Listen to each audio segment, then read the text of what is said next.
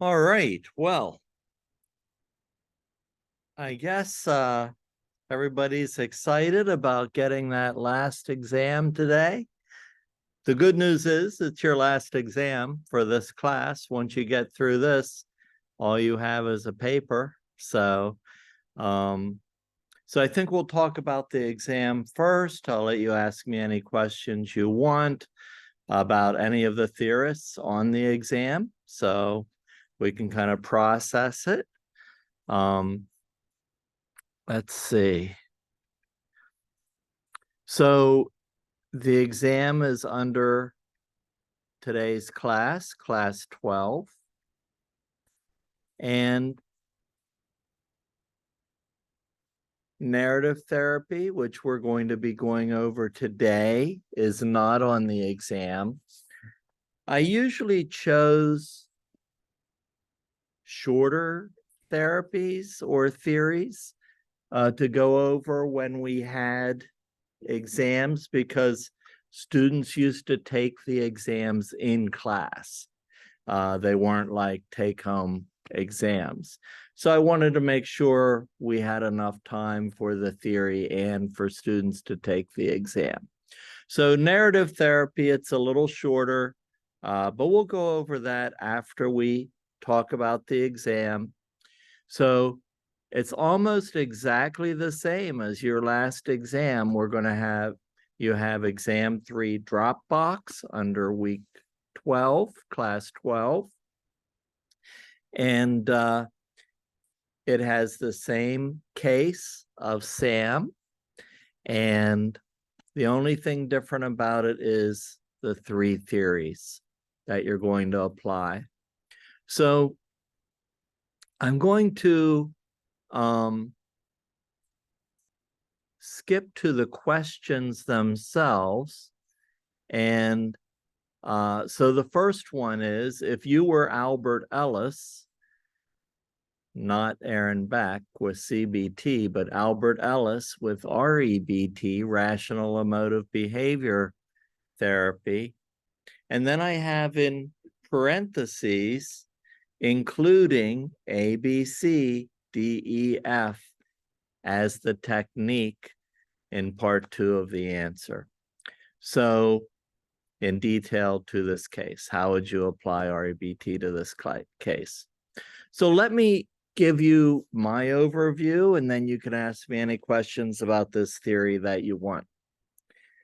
The trick is, remember, we're not talking about the past in the second part, the therapy session. Remember, there's 3 parts to each question. There's the case history, where you talk about basically what brought Sam to this point in his life. You can talk about his dad, his mom, being picked on, whatever. But then in the session, in part 2, in the therapy session, try not to bring up the past. We're going to talk about what he wants to change about himself now. So that's the everything in the present, you know.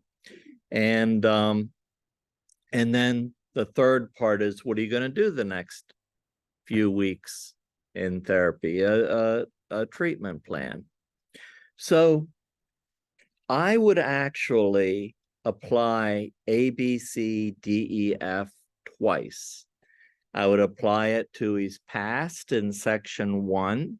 So, you know, the activating event might have been his father not treating his mom right, or making him feel like, you know, he wouldn't be accepted if he didn't have a certain type of job.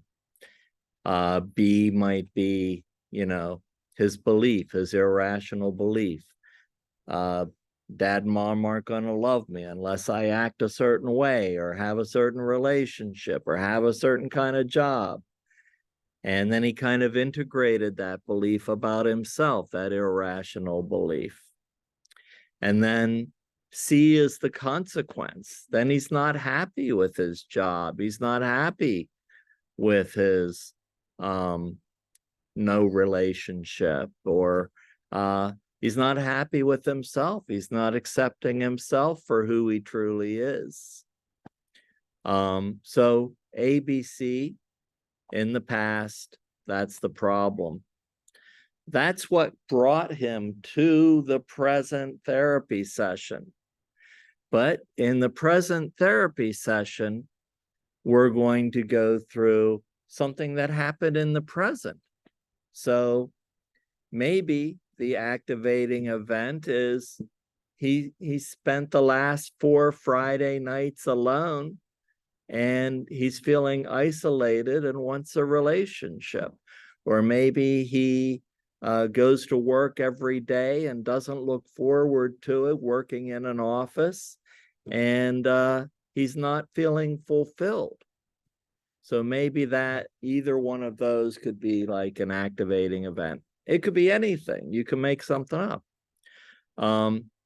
His belief is that, his irrational belief is that, he's just not good enough to be accepted by others. So he kind of rejects others before they can reject him. So he doesn't really go out on dates. He doesn't take a chance at meeting the person he really likes. He doesn't take a chance of going back to school for a paleontology and getting his dream job at a museum, because he may feel as though he would fail. He has a fear of failure. And the consequence is he's stuck.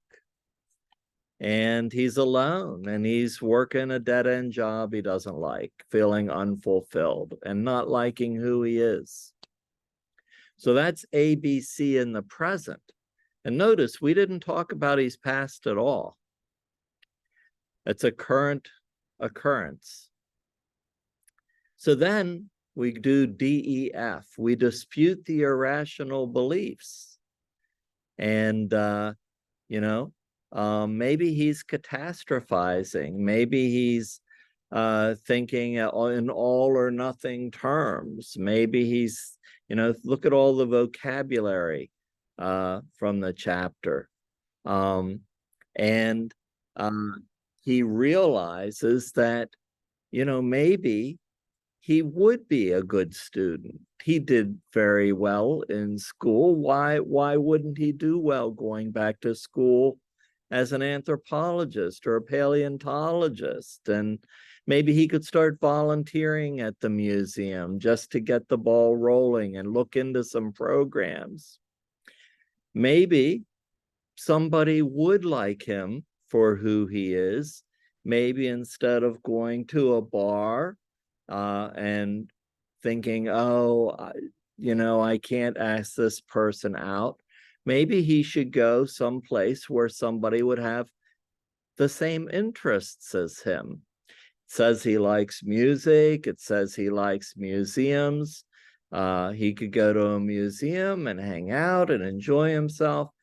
Maybe he could meet somebody, but he has to take that risk and believe that he is worth being liked and accepted for who he truly is. He doesn't have to be somebody he's not. And the effect of this, E, might be getting unstuck, both in his career and in his relationships. It might not be perfect. It might take some time. It might take a few different relationships, but at least he's moving forward. He's taking a chance. And hopefully he's finding more fulfillment and meaning in his life. And F, the resulting feeling, would be experiencing some moments of joy, fulfillment, meaning, hope for the future. And then in the last section, what are you going to do in the future? You're going to evaluate what worked. And maybe if something didn't work, try something new. And he still might have some irrational thoughts. Maybe you want to try something like stopping oneself. Oh, every time I think I'm not good enough, I'm going to catch myself and I'm going to substitute something positive. Doggone it, I'm good enough, I'm smart enough, and people like me. Whatever it is, something positive that he could substitute for that negative, irrational thought about himself. All right, that's what I would do. But questions about REBT, SAM? Yeah. So in the first part, just ABC, And so correct. So just to repeat what you said, when we're talking about the past in the first part, we're just going to look at what brought him to the session, to this part of his life. So you only have to do ABC because he didn't find any solutions yet.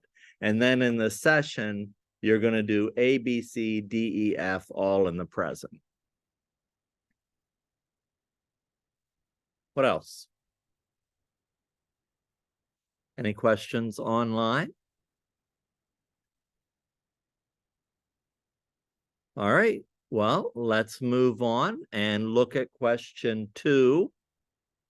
If you were a feminist therapist, how would you apply feminist theory in detail to this case? The thing you have to include is gender role messages in both the case history. What were some of the messages he perhaps got from his parents in the case history in the past, and in the therapeutic session, part 2. So it's pretty self-explanatory.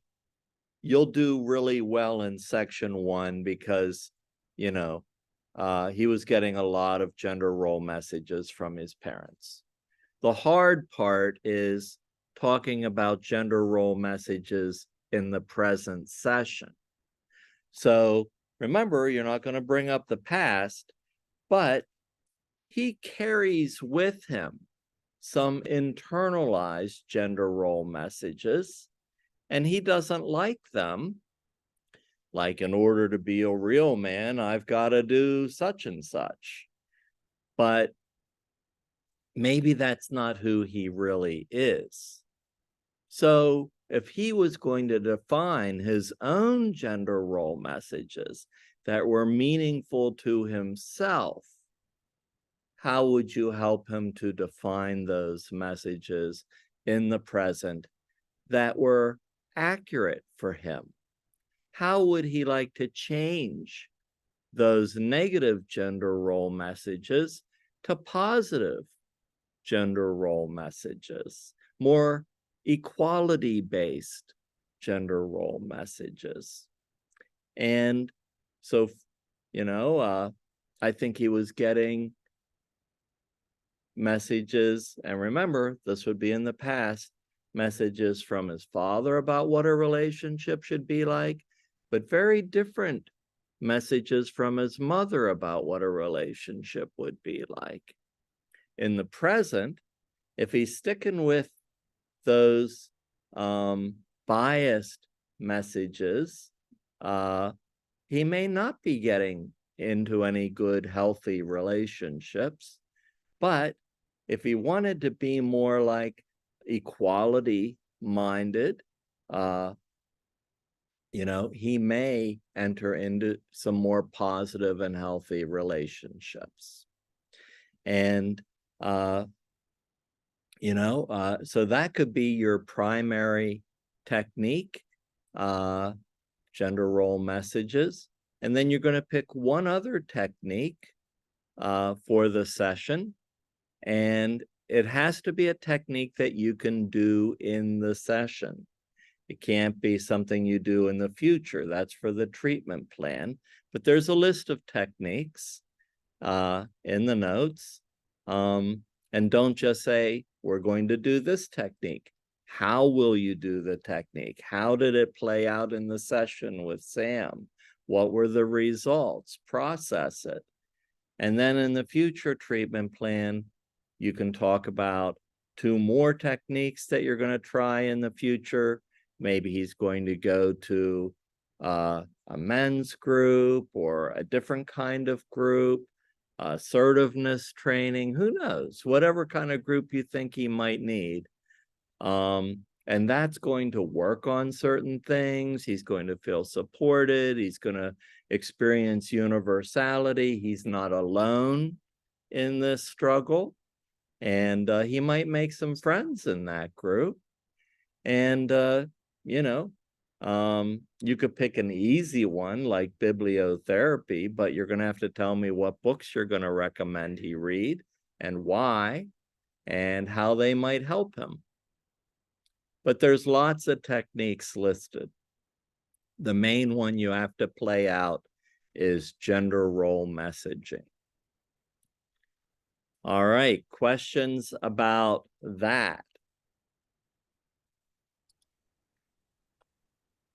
I have a question. Yep.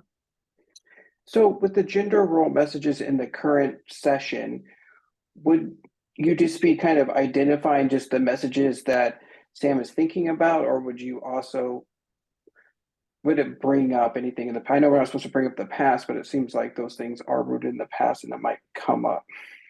Well, imagine it this way. Your case study is based on 2 or 3 sessions where you've gleaned this information from him already.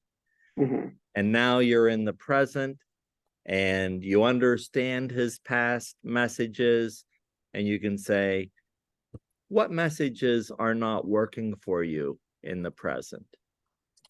How would you like to change them? What messages are more like you as a human being? What things would have to be different? What chances would you take? How would they affect your life? Great. That makes sense. Thank you. Great. What else?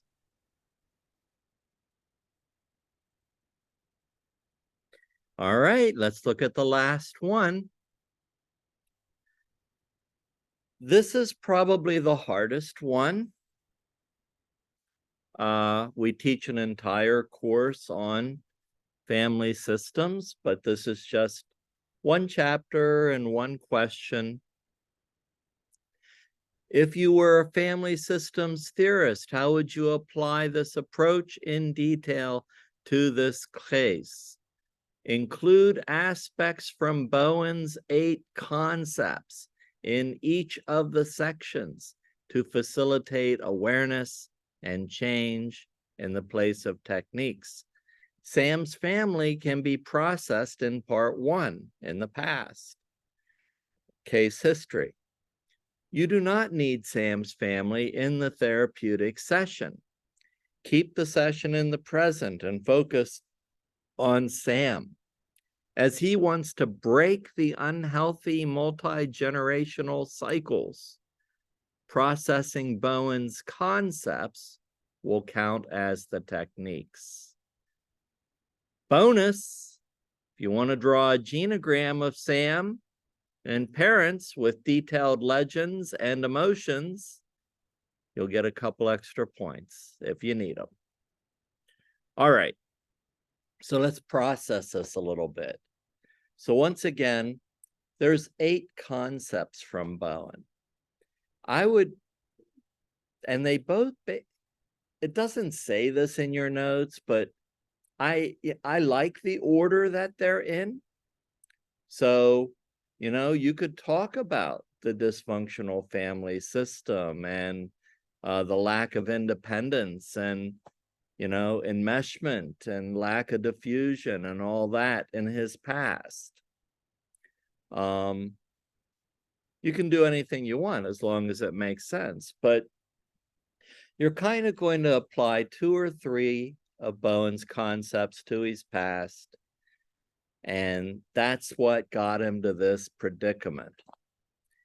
And then in the present, you're going to facilitate awareness. And Sam came to therapy because he doesn't want to be like his parents. He doesn't want to repeat these unhealthy cycles.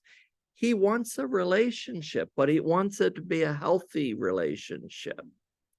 So he wants to work with a therapist so that these cycles aren't repeated, and he wants to learn how to have a healthy relationship, how to have a healthy view of self, how to be independent rather than enmeshed or fused. He wants to be able to have healthy relationships on the job. So what changes, what realizations, what awarenesses have to occur to put him on this journey that is more healthy? And then you pick a few more that you're going to work on in the future for the treatment plan. And, there you go. So the hard part is just working with Sam in the present. That's the hardest part. But helping Sam to have healthy relationships and both working relationships, friendships, maybe romantic relationships, significant others, because what he's done up to this point has probably not been healthy, and it was based in his past. All right, questions about that? If you want, one of the questions I get is, you have to focus on Bowen's theory in section 1, 2, and 3. If you run out of things to say, I don't think you will, but if you do, you can add Virginia Satir. But Virginia Satir cannot be the focus. Bowen has to be the focus theory. And you only need Bowen. But if you like Virginia Satir, you can add her if you want. All right, questions about family systems. This happens more than you realize. Like, I'll get one person and their issue is their family, but their family is not going to come to therapy. So I have to do my best with my client and what that client has control over. Paige. Yes, in the present section, we would not recommend the counselor ask about how the family is operating in the past and how that affects them presently, or to talk about how the family is present. So if you imagine we've had about 3 sessions and we've processed the family in the case history. Yeah, so you're going to talk about it in section 1, the case history. Yeah. What else? Anybody online? Yeah. Can you give an example? I guess I'm a little confused about using the concepts as a technique, and how is it just that the therapist would bring up the concept and kind of walk through it, or how does that kind of look in an example? Well, so for instance, maybe in the case history, his parents were enmeshed and codependent. And that was not a healthy relationship. It didn't allow them to have independence. The father drank. He was probably an alcoholic. The mother was an enabler. So that's the case history. He doesn't want to repeat that cycle. How can he differentiate himself as an individual and seek a healthy relationship? What would be in contrast to that? Well, we're going to avoid things like triangulation, and we're not going to have unhealthy ways of dealing with our emotions, like emotional cutoff. Sometimes when Sam gets upset at work, he'll just cut people off emotionally rather than process it in a healthy way. That's helpful. Thank you. Sure. What else? And like I said, this is the most complicated one. You're going to have to think a lot about how to deal with this. So,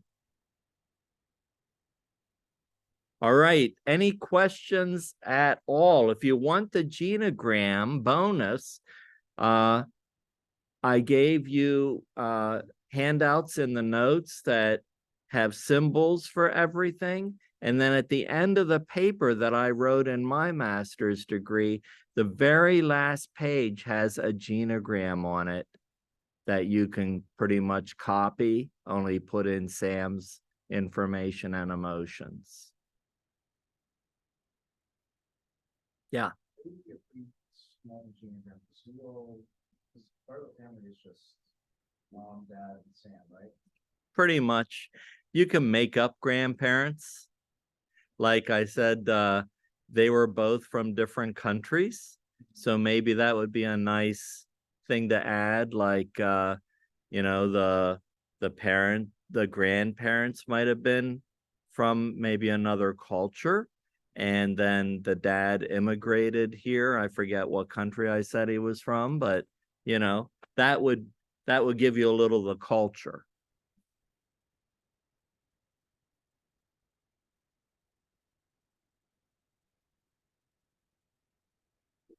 All right, anything else about the exam? It's due 1 week before next class. Put everything into one Word document. Don't copy the case study. You know, number your answers 1, 2, and 3, and minimum of 3 pages, probably more, what you need. It's open book, it's open notes, you can watch my lectures again, and just don't use the internet. And you don't have to quote Corey. Please don't.